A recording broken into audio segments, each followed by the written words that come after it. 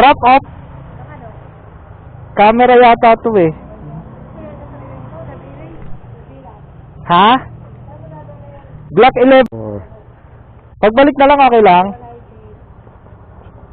May singil na may iwan pa ng ID. Ganun talaga.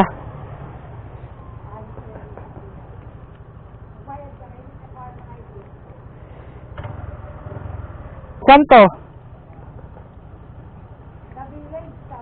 Village 11.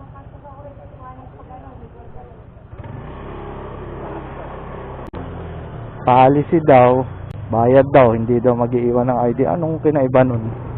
May bayad na, may iwan pa ng ID. Ano na lang, yung 10 pesos na lang sa gate.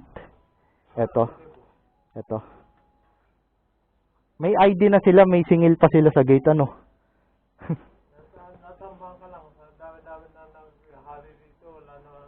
Alright, so delivery completed na tayo. Ito naman pati mismo yung mga nakatira dito nagre-reklamo. Sa mga homeowners daw kinukuha yung mga pananghalian nila. Hindi naman nga kasi dapat ganun. Kumbaga meron ng singil eh. Naningil na sila ng 10 piso tapos papaiwan pa ID. Kung ano, ID na lang. 10. Iniisip ng mga to baka hindi magbayad. Kaya kinukuha yung ID, baka tumakbo. Hindi na ba't naman gagawin yun? Pakialam ko sa 10 piso na to, kaya kong kitahin yan. Ito naman gagawin na tatakbo pa para sa 10 piso lang. Sisirain ko ano ko, dignidad ko para sa 10 piso. Hindi na uwi.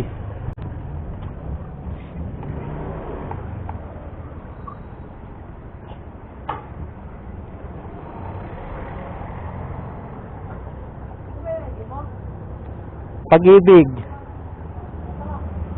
Yung isa, puti, kulay puti.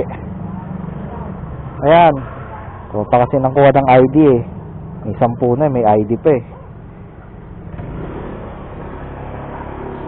Nakakalito-lito ka tuloy eh.